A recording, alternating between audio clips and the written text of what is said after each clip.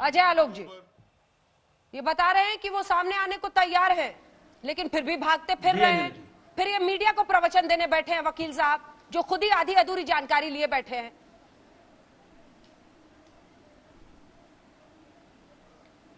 अंजना जी वकील साहब हैं, आप समझा कीजिए ना। उन्होंने स्टार्टिंग की कि कितना खूबसूरत कानून है हमारा, और उसके बाद वो उनके क्या विचार हैं ये भी उन्होंने बता दिए कि वीडियो प्रूवन नहीं है, उसमें डेट नहीं है, उसमें टाइम नहीं है, उसमें कब बोला जा रहा है ये नहीं है। तो उनके इरादे तो उन्होंने नेशनल चैनल पे बता दिए कि वो कैसे कोर्ट में इसको डिफेंड करने जा रहे हैं। बहरहाल मैं उस पर नहीं जाऊंगा, ये कानून का काम है। अगर सामने मोहम्मद शाद साहब नहीं आते हैं तो बड़े अंदाज से Delhi police, crime branch, ED अब उनके पीछे लगी हुई है। जैसे बाकियों को पकड़ती है उनको ही पकड़ेगी। कब तक भागेंगे? कानून से कोई भाग नहीं सकता है। बहरहाल सवाल यह है, आपका डिबेट आज था कि विदेश से किसने पैसे भेजे, पैसों का उपयोग क्या होता है। मुझे ये समझ में नहीं आता है कि जब इतने पैसे विदेश से आए और ईडी ने केस कर दिया, तो आज ये भी बताने का कष्ट कर दें वकील साहब कि पैसे किसने भेजे थे, क्योंकि अकाउंट में पैसे आए हैं तो पता होगा किसने आपके अकाउंट में पैसे भेजे, या वो भी नहीं पता है। किस मकसद से भेजे थे, कहां कहां पैसे खर्च किए गए, क्या जमातियों को पूरे देश में घुमाने के लिए पैसे खर्च किए गए। सबसे बड़ा सवाल यह है। राहुल गांधी जी से कल आपकी टीम ने, जब उनका इंटरव्यू हो रहा था, उनसे पूछा कि इस कोरोना वायरस के बाद क्या आपको लगता है कि इस देश की डेमोक्रेसी में कुछ सेटअप में कुछ बदलाव संभव है, तो उन्होंने कहा हाँ मुझे लगता है डेमोक्रेसी तो रहेगी लेकिन बदलाव संभव है। आज मैं एक वकालत करना चाहता हूं कि बिल्कुल डेमोक्रेसी में बदलाव होना चाहिए। तमाम धार्मिक संस्थाओं को, चाहे वो हिंदुओं की हो, मुसलमानों की हो, सिखों की हो, ईसाइयों की हो, इन सब की विदेशी फंडिंग बंद हो जानी चाहिए। तमाम लोगों की ये बदलाव बिल्कुल होना चाहिए। क्या जरूरत है आपको विदेशी फंडों की? धर्म का प्रचार करिए ना ऐसे ही। विदेशी फंडों की क्या जरूरत है आपको?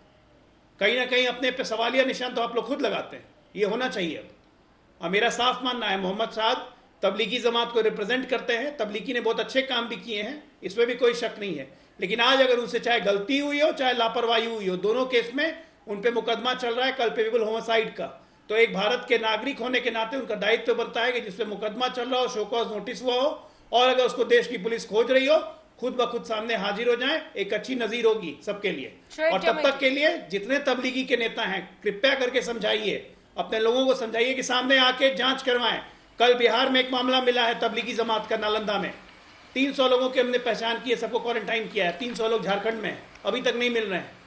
आप लोग से अपील है कि समझाइए अपने लोगों को कि सबको सामने आके जांच करवाएं। ये देश का सवाल है और आपका भी देश है।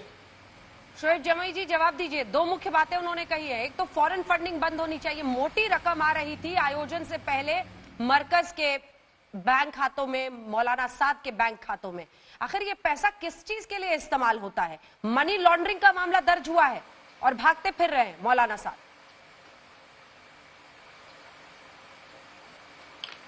अंजना जी बहुत बहुत शुक्रिया।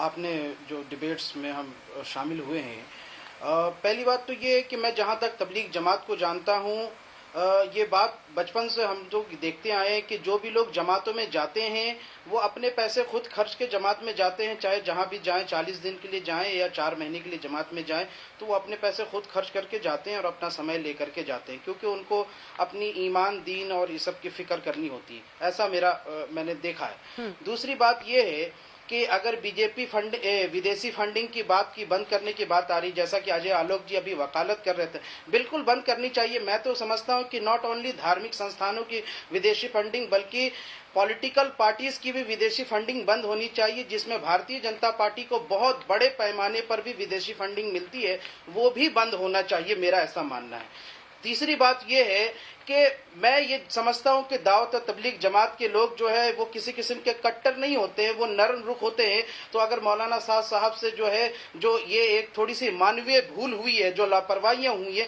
इसमें माफी मांग लेने में कोई गुरेज नहीं है, कोई हर्ज नहीं है। और दीन और इस्लाम भी हमें यही कहता है कि हम माफी मांगने से छोटे नहीं हो जाएंगे, तो ये कर लेना चाहिए। और मैं तो समझता हूँ कि ये बहुत बेहतर रास्ता है।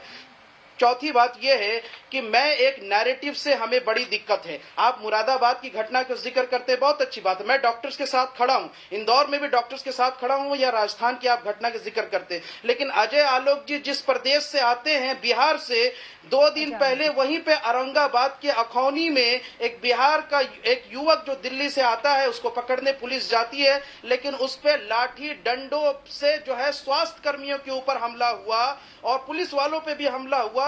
ऐसा बनारस में भी हुआ और चंपारण में भी हुआ, लेकिन चूंकि वहां अल्पसंख्यक समुदाय इन्वॉल्व नहीं था, तो ना उस पे प्राइम टाइम डिबेट होता है, ना उस पे कोई खबरें चलती है, और ना ही गलत बात है, होता है। इस गलत बात है। शोएब शोएब जमाई अल्पसंख्यकों का नाम मत लीजिए, और ये नैरेटिव गलत बयानी मत कीजिए। यहाँ पे आज तक पे बैठ के गलत बयानी मत कीजिए, नैरेटिव आप बना रहे हैं। आप जो है बिहार के नेता बनते हैं, करना चाह रहे हैं, आप बिहार के नेता बनते हैं और आप बिहार के औरंगाबाद की घटना में 44 लोगों को गिरफ्तार करके जेल भेजा जा चुका है। प्रवक्ता नहीं है, डीजीपी का बयान आ चुका है कि जेल में सड़ा देंगे, आप जेल में सड़ा देंगे अगर किसी ने पुलिसकर्मियों पर हमला किया तो। स्वास्थ्य कर्मियों गलत बयानी कर रहे हैं, क्या बिहार के अल्पसंख्यकों का नाम मत लीजिए आप, किसी को नहीं छोड़ा गया है। अरे सुनिए, किसी को नहीं छोड़ा गया, गलत बयानी कर रहे हैं।